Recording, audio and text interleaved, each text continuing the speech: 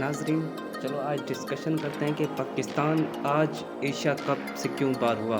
Final Pakistan क्यों नहीं जीत सका? क्या इसमें टीम की गलती थी, बॉलिंग की गलती थी या बैटिंग की गलती थी? आज हम उस पर डिस्कशन करेंगे।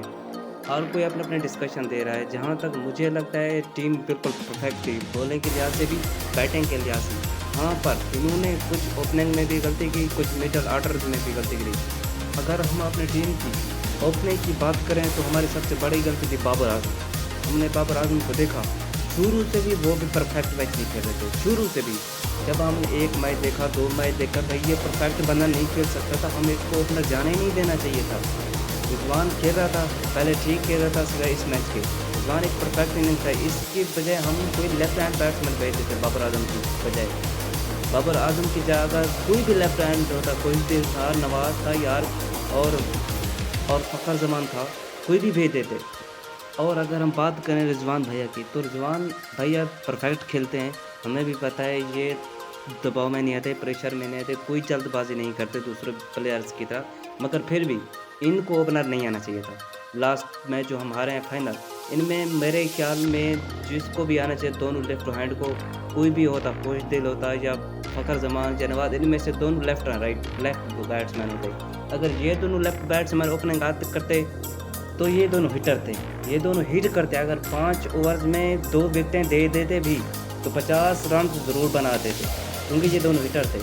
और इसके बाद हमने फिर तवज्जो देनी थी कि अब रिज़वान को या बाबर आज़म को आना चाहिए था। रिज़वान वैसे परफेक्ट था, रिज़वान आता, वो आराम से खेलता है जिस तरह ये शुरू से खेलता है। पावर प्ले की ओवर में भी वो आराम से खेलता है, कोई उसने जल्दी नहीं की। उसे अब सेकंड पे आके वो आराम से खेलने की ज़रूरत थी, अगर विकेट चली जाती तो। उसे इस वक़्त भेजना चाहिए। नहीं, बाबर आज़म को भेज दिया। बाबर आज़म पहले कौन-सा अच्छा खेल रहा था, उसने आके आउट हो गया, प्रेशर दे दिया और उसके बाद आते ही फ़खर ज़मान भी चले गए। फ़खर ज़मान के जाने के बाद फिर तो प्रेशर ही बढ़ जाता था, आराम से ही खेलना था उनको।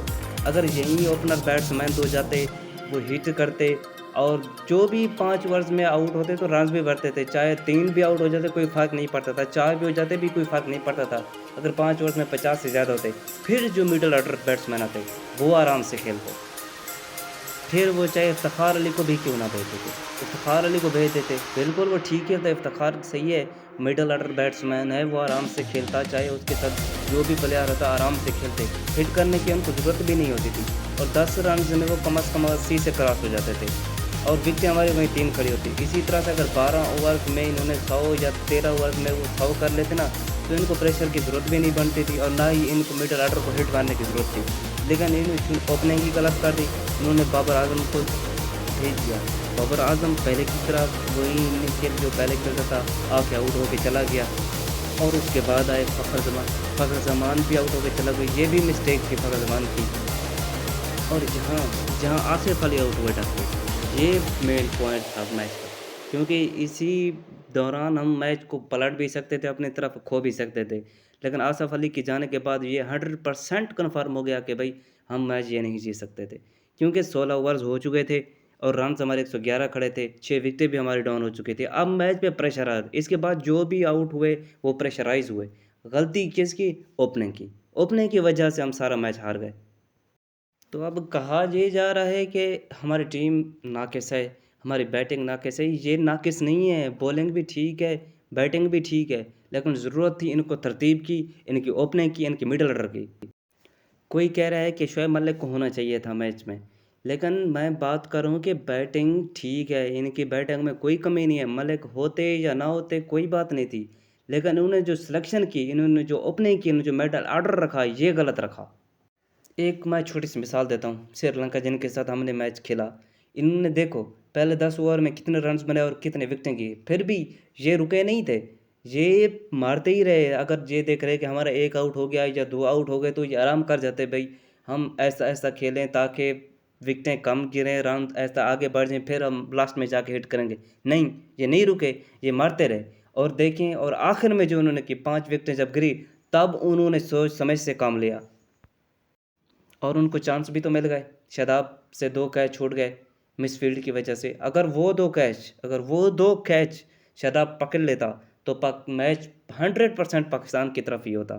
क्योंकि उस वक़्त उनके ना तो रन्स इतने ज़्यादा थे और ना ही उनकी विकेटें बचती थीं। विकेटें भी वो गिरा देते क्योंकि पीछे तो बॉलर बैठे थे, जो बैट्समैन थे उनके कई ड्रॉप हो गए। बहरहाल पाकिस्तान को परफेक्ट ओपनिंग और मिडल ऑर्डर भेजने की ज़रूरत है। पाकिस्तानी टीम को चेंजेस करने की ज़रूरत नहीं है, बिल्कुल भी नहीं है। ये परफेक्ट है, बॉलिंग के लिहाज से भी, बैटिंग के लिहाज से भी। बस इनको थोड़ी सी तरतीब चाहिए। तरतीब अगर इनकी ठीक होगी तो ये दुनिया की नंबर 1 टीम बन सकती थी पाकिस्तान। ये इनको तरतीब दें और इंशाल्लाह आगे तैयारी करें। खुदा आप लोगों को हर मैदान में कामयाबी अता फरमाए। आमीन। Thanks for watching. अल्लाह।